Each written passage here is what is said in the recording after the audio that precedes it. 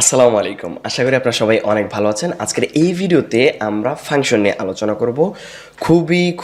খুবই ইম্পর্টেন্ট একটা টপিক। এই ভিডিওতে আমরা ফাংশন নিয়ে মোটামুটি আলোচনা করার চেষ্টা করব এবং কিছু এক্সাম্পলের মাধ্যমে আপনাকে বোঝানোর চেষ্টা করব যে ফাংশনটা কিভাবে কাজ করে। ওকে? আচ্ছা, আপনারা হয়তোবা একটা বিষয়ে আমার একটা কথা শুনে হয়তোবা আপনারা অনেকে একটু বিরক্ত ফিল করতে পারেন যে খুবই ইম্পর্ট্যান্ট একটা টপিক। আমি কিন্তু আপনাকে প্রথমেই বলেছিলাম যে আমরা এই প্লেলিস্টের মধ্যে যে জিনিসগুলো নিয়ে আলোচনা করতেছি এই জিনিসগুলো কিন্তু আসলেই অনেক ইম্পর্ট্যান্ট একটা টপিক, যেগুলো আমি কিন্তু আপনাদেরকে আগেও দেখেছিলাম যে আমি কিন্তু খাতার মধ্যে এগুলো নোট করে নিয়েছি যে আপনাদেরকে কোন জিনিসগুলো দেখাবো। এইগুলো একদম বেশি ইম্পর্টেন্ট যে জিনিসগুলো সেগুলো নিয়ে কিন্তু আমরা আপাতত আলোচনা করতেছি। এর জন্যই হয়তো বা আমি বারবার বলি খুবই ইম্পর্টেন্ট টপিক। আপনারা হয়তো বা বিরক্ত হইতে পারেন। ওকে, আচ্ছা, যাই হোক, একটু বোঝার চেষ্টা করবেন। আমি যেহেতু এগুলো আসলেই অনেক ইম্পর্টেন্ট টপিক, এর জন্য বারবার মুখ দিয়ে অটোমেটিক্যালি এসে যায়। আচ্ছা, যাই হোক, আজকে আমরা সরাসরি মূল কাজে চলে যাচ্ছি। ওকে,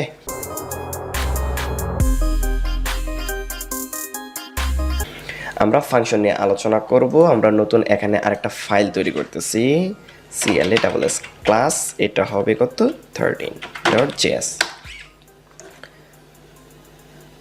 আচ্ছা, এখন আমরা কি করব, ফাংশন নিয়ে আলোচনা করব। ফাংশনটা দেখতে কীরকম হয় সিনট্যাক্সটা আমরা প্রথমে তৈরি করি, তারপরে যে জানবো যে ফাংশনটা কেন প্রয়োজন হয়। ওকে, প্রথমে ফাংশনটা আমরা লেখার জন্য প্রথমে ফাংশন লিখতে হয়, তারপরে ফাংশনের একটা নাম দিতে হয়, যে নামটা ধরে ডাকলে এই ফাংশনটা কি করবে, আমাদেরকে একটু যে কাজটা করতে বলবো সেই কাজটা করে দিবে। ওকে, ফাংশনের একটা নাম দিতে পারি। ধরুন আমাদের এই ফাংশনটা দুইটা সংখ্যা যোগ করবে। কোনো ফাংশন যে এই কাজের জন্য যে দুইটা সংখ্যা যোগ বিয়োগ গুণ ভাগের কাজে যে ব্যবহৃত হয়, মানে এই জন্য যে বানানো হয়েছে, বিষয়টা কিন্তু এরকম না। জাস্ট আপনাকে একটা এক্সাম্পল দেওয়ার জন্য আমি ধরুন একটা ফাংশন বানাচ্ছি, যে ফাংশনটা দুইটা সংখ্যা আপনি যেই দুইটা সংখ্যায় দিয়ে দিবেন সে আপনাকে যোগফলটা আপনাকে দিয়ে দিবে। ওকে, এটা ধরুন অ্যাড, এবং এখানে একটা ফার্স্ট ব্র্যাকেট দিয়ে দিতে হবে। এইবার এখানে কি করবেন, এখান থেকে সেকেন্ড ব্র্যাকেট স্টার্ট এবং ক্লোজ করে দেবেন। প্রথমে দুইটা ফার্স্ট ব্র্যাকেট দিতে হবে, নাম দেওয়ার সাথে সাথে দুইটা ফার্স্ট ব্র্যাকেট থাকবে। প্রথমে থাকবে কি ফাংশন, যে কিওয়ার্ডটা আছে এটা, তারপর আপনার ইচ্ছা মতো যে কোনো একটা নাম দিবেন। ওই যে ভেরিয়েবলে যেভাবে নামগুলো দিতে হয় সেইভাবে চাইলে আপনারা ওই রুলসগুলো মেনে কিন্তু আপনারা নামগুলো এখানে ব্যবহার করতে পারবেন। তারপরে দুইটা এই যে এখানে ফার্স্ট ব্র্যাকেট দিতে হবে, প্যারেন্থেসিস যেটাকে বলা হয়, তারপরে দুইটা সেকেন্ড ব্র্যাকেট বা কার্লি ব্রেসেস আপনাকে দিয়ে দিতে হবে। এইটার ভিতরে আমরা আমাদের ইচ্ছে মতো প্রোগ্রাম আমরা এখানে লিখতে পারবো, যেটা আমাদের প্রয়োজন সেটাই আমরা এখানে লিখতে পারবো। ধরেন আমরা এখানে যেটা করতেছি, var num1 ইকুয়াল টু ধরুন এখানে 10। এইবার var এখানে num num2 ইকুয়াল টু ধরুন আমরা দিয়ে দিচ্ছি কত 5। এইবার আমরা যে কাজটা করব, console.log এর ভিতর আমরা কি করব, num num1 plus num num2 দুইটা যোগ করে দিলাম। এইবার আমরা জাস্ট কি করব, এই ফাংশন মানে আমাদের এই পেজটাকে, মানে আমাদের এই ফাইলটাকে আমরা একটু রান করে দেখি যে এটা ভালোভাবে কাজ করতেছে কিনা। দেখবেন আপনি রান করার পর একটু অবাক হয়ে যাবেন। Note CLA class 13.js। এইবার দেখেন কোনো আউটপুটই কিন্তু আসে নাই। তাহলে আমরা এতগুলো যে কোড লিখলাম এটার কোনো আউটপুট আসে নাই কেন? কারণটা হচ্ছে আমরা যে সময় একটা ফাংশন তৈরি করব ওই ফাংশনটাকে কল করতে হবে। ফাংশনটাকে কল করতে হবে মানে কি, ওই যে আমরা ভেরিয়েবলকে কল করে দিলে কিন্তু আমরা ভেরিয়েবলটা কোনো জায়গায় ডাকলে কিন্তু ভেরিয়েবলটা কিন্তু আমাদের সারা শব্দ দিত, রাইট? আমাদের এই ফাংশনটাকে নিচে থেকে কল করে দিতে হবে। মানে আমরা ফাংশনটা কিভাবে কল করব সেটা হচ্ছে প্রশ্ন। সেটা কি, আমাদের এই যে এখান থেকে যতটুকু থাকে, মানে নাম সহ দুটা ফার্স্ট ব্র্যাকেট, এই জিনিসটা আপনি যদি নিচে দিয়ে দেন তাহলেই কিন্তু এটা কল হয়ে যাবে।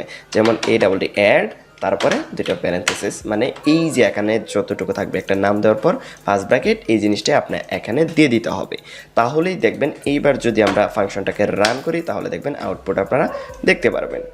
আশা করি বিষয়টা বুঝতে পেরেছেন। এখন আপনি এখানে চাইলে এগুলো চেঞ্জ করে দিতে পারেন, কিন্তু আপনার মনে আশা করি একটা প্রশ্ন তৈরি হয়ে গেছে, আমি সেটার উত্তর দিব। আপনারা হয়তোবা এখন চিন্তা করতে পারেন যে এই জিনিসটা এখানে তৈরি করলাম, এই জিনিসটা আমরা চাইলে তো বাইরেই তৈরি করতে পারি, রাইট? আমারও ঠিক একই প্রশ্ন, আমরা চাইলে কিন্তু এটা বাইরেই করতে পারি, ভিতরে কেন করব? আচ্ছা, এখন দেখি আমরা এটা বাহিরে করলে কি সমস্যা এবং সমস্যাটা সমাধান করার জন্য আমরা ফাংশনটা ব্যবহার করব। ফাংশন আপনাকে প্রথমে একটা জিনিস বলে দিই, ফাংশন ব্যবহার করা হয় মূলত এমন কিছু কোড আছে যেগুলো আমাদের বারবার ব্যবহার করার প্রয়োজন হচ্ছে। একবার লিখে রাখবো, জাস্ট আমরা প্যারামিটার বা কিছু একটা সিস্টেমে এগুলো চেঞ্জ করে দিব, অটোমেটিক্যালি চেঞ্জ হয়ে আমাদের একই আউটপুট হয়ে যাবে। মানে অনেকগুলো কোডকে আমরা জাস্ট একটা ফাংশনের ভিতরে ঢুকাই দিব, তারপর আমরা কিছু জিনিস এটার মধ্যে পাস করে দিব, সে অটোমেটিক্যালি কাজ করে দিবে, সেটা আমরা দেখব। কিন্তু তার আগে আমরা এটাকে একটু কমেন্ট করে সবগুলোকে সিলেক্ট করলাম, কিবোর্ড থেকে কন্ট্রোল বাটন চেপে ধরে স্ল্যাশ বাটনে চাপলাম, সবগুলো কমেন্ট হয়ে গেছে। এইবার একটা জিনিস দেখেন, প্রথমে ভেরিয়েবলের মধ্যে অ্যানিওএম নাম 1 ইকুয়াল টু ধরুন আমরা 10 দিয়ে দিলাম। ওকে, বার অ্যানিওএম নাম 2 ইকুয়াল টু ধরেন আমরা দিয়ে দিলাম 5। এখন আমরা কি করব, ধরুন আমরা এটা প্রিন্ট করতে চাচ্ছি, কনসোল ডট লগ এর ভিতরে আমরা চাচ্ছি কি অ্যানিওএম নাম 1 প্লাস অ্যানিওএম 2। আচ্ছা, এখানে একটা কমা এসে গেছে। এইবার আমরা এটাকে প্রিন্ট করে দিলাম। এইবার যদি আমরা এখানে এটার আউটপুটটা দেখতে চাই, আউটপুটটা কিন্তু এসে গেছে। এইবার ধরেন আমাদের আরও আরেকটা যোগ করার প্রয়োজন, ধরেন 30 আর 20।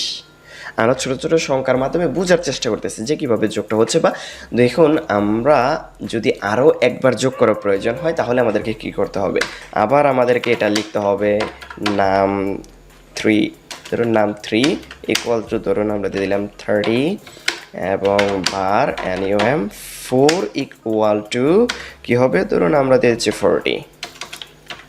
ওকে, এইবার আমরা কি করতে পারবো, আবার কনসোল লগের মধ্যে আমরা কি করব, নাম 3 প্লাস অ্যানিওএম নাম 4 এটা দিয়ে দিলাম। এইবার দুইটার আউটপুট আমরা কিন্তু দেখতে পারবো।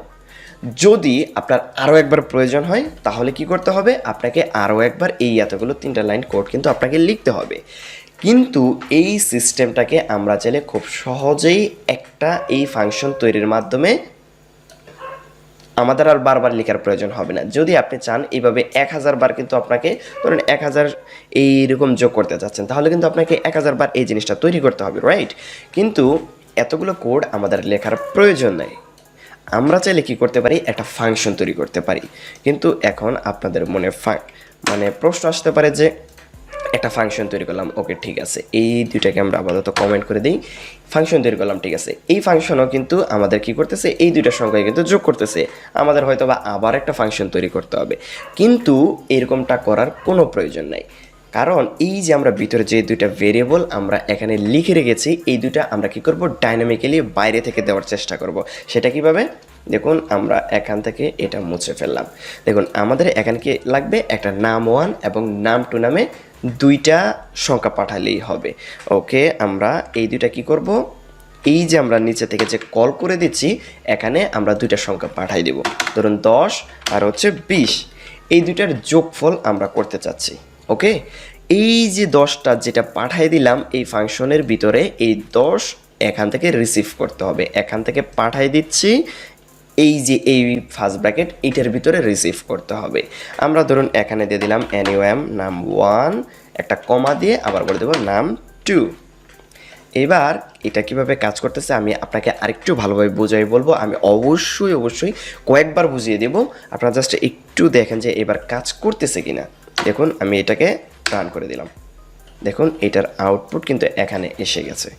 ওকে, আবার কি করতে পারি, আবার যদি প্রয়োজন হয় ADD অ্যাড, এটার ভিতরে ধরুন 30 আর দিয়ে দিলাম ধরুন 50, এটা দিয়ে দিলাম।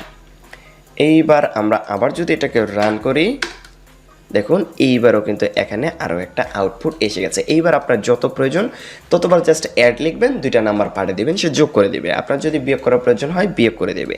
তো এখন প্রশ্নটা হচ্ছে যে এটা কিভাবে কাজ করতেছে। ওকে, সেটা আমরা বলতেছি।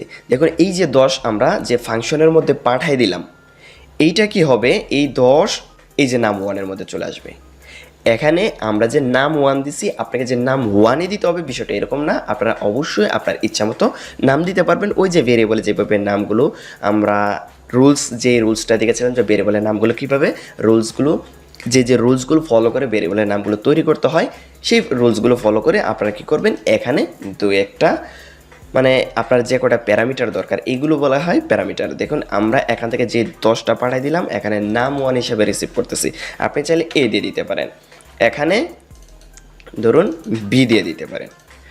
এই যে 10 এটা চলে আসবে এর ভিতরে, এবং এখান থেকে আমরা চাইলে এটা প্রিন্ট করে দেখতে পারি। দেখুন এখানে কি আসবে এর ভিতরে।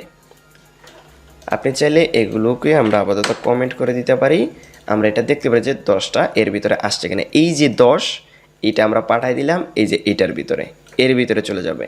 আপনি এখানে যাই পাঠাবেন এখানে যে প্রথম যে থাকবে তার ভিতরে চলে যাবে। দ্বিতীয়টাতে আপনি যাই পাঠাবেন, নাম্বার পাঠান, স্ট্রিং পাঠান, বুলিয়ান পাঠান, অ্যারে পাঠান, আবার যদি অন্য একটা ফাংশনও পাঠাই দেন সেটা 2 নম্বরে চলে যাবে। মানে এগুলো সিরিয়াল অনুসারে চলবে, প্রথমটাতে দ্বিতীয়টাতে তৃতীয়টা থাকলে তৃতীয়টাতে চলে যাবে। এবার আমরা এটাকে একটু রান করে দেখি কি হয়। দেখুন এই যে এখানে 10 প্রিন্ট করতেছে, তার কারণ হচ্ছে কি আমরা 10 এখানে পাঠাইছি, এখান থেকে পাঠাইছি এই এর মধ্যে গেছে, এ থেকে আমরা কনসোল লগের মধ্যে প্রিন্ট করে দিয়েছি। এখন যদি আমরা একটা কাজ করি, এখানে একটা প্লাস দিয়ে দেই, এখানে আবার 2 নাম্বারটা কই যাবে, 2 নাম্বারটা এখান থেকে এই বি এর মধ্যে যাবে। আমরা কি করলাম, এখানে একটা বি দিয়ে দিলাম। এইবার দেখুন কি হচ্ছে, এখান থেকে 10টা এখানে যাচ্ছে, তারপর এখানে 10 আসতেছে, তারপরে 20 এখানে যাচ্ছে, এখান থেকে এখানে, এখান থেকে এখানে, তাহলে 10 আর 20 যোগ হয়ে এটা আবার কনসোলের মধ্যে দেখিয়ে দিচ্ছে। আশা করি বিষয়টা বুঝতে পেরেছেন। আপনি এখানে খেয়াল করলে দেখতে পারবেন আউটপুট কিন্তু আমাদের এটা আসতেছে। আশা করি বিষয়টা বুঝতে পেরেছেন। ঠিক একইভাবে আমরা আবার কয়েকটা ফাংশন তৈরি করি, প্র্যাকটিস করি। ওকে, ধরুন প্রথমে কি লিখতে হয় আমাদেরকে, function ফাংশন, তারপরে আমাদের একটা ফাংশনের নাম দিতে হয়।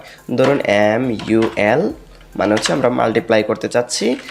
এইবার আমরা কি করব, এর ভিতরে আমরা এর একটা কি করব, কোডটা কনসোলের মধ্যে যাতে প্রিন্ট করতে পারে এর জন্য কনসোল লগের মধ্যে দিয়ে দিচ্ছি। এইবার কি করতে হবে, আমাদের এই ফাংশনটাকে নিচ থেকে কল করতে হবে। এটার যে নামটা দিয়েছি mul, আমরা জাস্ট এখানে এইটি লিখব mul। এরপর আমরা জানি যে এটাকে এইভাবে কি করতে হয়, কল করে দিতে হয়। এইবার কল করার সময় আমরা এটার ভিতরে কি করতে চাচ্ছি বা এখান থেকে যা পাঠাই দিব এটার ভিতরে কিন্তু তাই আসবে। আমরা ধরুন এখান থেকে কি করব, ধরুন 10 পাঠাই দিলাম, এই 10 এখানে আসবে এর মধ্যে। ধরুন এ দিয়ে দিলাম, আপনার ইচ্ছা। ধরুন আমি এ দিব না, এখন কি দিয়ে দিব, এখান থেকে এন দিয়ে দিলাম, এন এর মধ্যে আসবে। তারপর এখানে এন লিখে দিলাম, তার মানে এখান থেকে আবার এখানে চলে আসবে। আশা করি বিষয়টা বুঝতে পেরেছেন। তারপর আমরা আবার এখানে যদি আরও একাধিক পাঠাতে চাই তাহলে আমরা এখানে একটা কমা দিয়ে আবার ধরুন 5 দিয়ে দিলাম।